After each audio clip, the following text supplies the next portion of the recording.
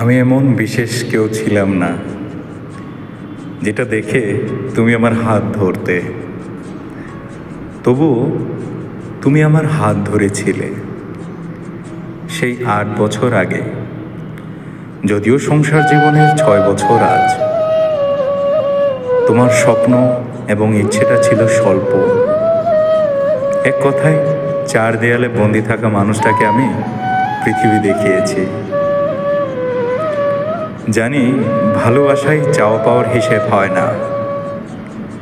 গহনা, অলংকার, ধন সম্পদ আমি কিছুই দিতে পারি নাই তোমায় আজও। তুমিও কখনো চাওনি মুখ ফুটে, কিন্তু আমি যা পেলাম তাতে কিন্তু অনেক ভাগ্যবান মনে করি নিজেকে। তোমার হাতের রান্না আমাকে 75 থেকে 100 কেজিতে উঠে নিয়েছে। জীবনের কঠিন সময়েও তুমি আমার সাথে ছিলে,